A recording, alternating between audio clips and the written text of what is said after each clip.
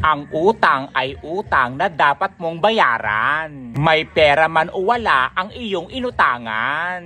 Ang utang pwede mong takasan at kalimutan. Pero hindi ang kahihiyan. Porket hindi ka na sinisingil, hindi ka na magbabayad.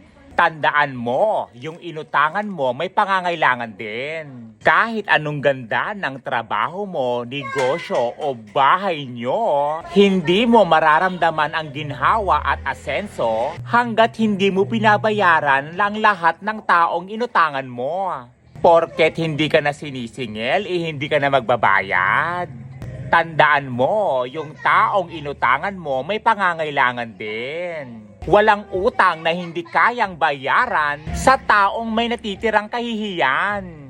Ang sekreto sa pag-asenso mo, bayad utang. Paniwala ka, kapag hindi ka marunong magbayad ng utang kahit anong kayod mo, hindi ka aasenso. Kung umutang ka, magbayad ka kasi hindi lang pera ang hinihiram mo kundi pati yung tiwala ng inutangan mo. Karamihan sa mga taong nababaon sa utang ay ang mga taong feeling mayaman na inuuna pa ang kayabangan.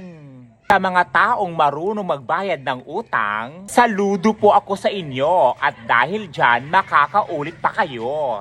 Kapag nangungutang, dumadrama ng pangfamas. Pero pag singilan na, parang action star kung tumakas. Ang utang ay utang na dapat mong bayaran. Lahat tayo ay may pangangailangan na bubuhay sa kaginhawahan at kahirapan. Kaya irespeto mo yung mga taong tumulong sa'yo nung ikaw ay nangangailangan. Paano inuuna pa ang kayabangan? Kung ano-ano mga pinupost mo sa social media accounts. Nakakakain sa magagandang restaurant, nakakapunta kung saang-saang lugar. Tapos yung inutangan mo, kamusta naman? Nandoon, nga. Ikaw na umutang, feeling blessed. Pero yung taong inutangan mo, feeling stressed. Sabi ko nga po sa inyo, hindi po nakakahiya ang mangutang. Ang nakakahiya ay yung hindi ka marunong magbayad ng utang. Kaya utang na loob, kung meron pang natitirang kahihiyan sa puso at sa buhay mo, balikan mo yung mga taong nakatulong sa'yo. Bayaran mo yung mga utang mo sa mga taong tinulungan ka nung mga panahong walang-wala ka. Kaya ikaw na nanonood, kung may utang ka, magbayad ka. Tandaan mo yan, responsibilidad mo magbayad ng utang.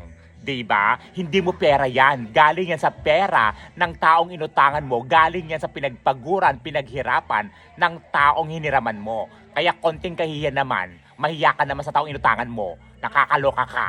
Ano, natamaan ka? Kasi totoo. O, diba? So, anong gagawin mo ngayon? Kung ayaw mo makarinig ng mga ganitong post, magbayad ka ng utang mo para hindi ka nasasaktan. Nakakaloka ka!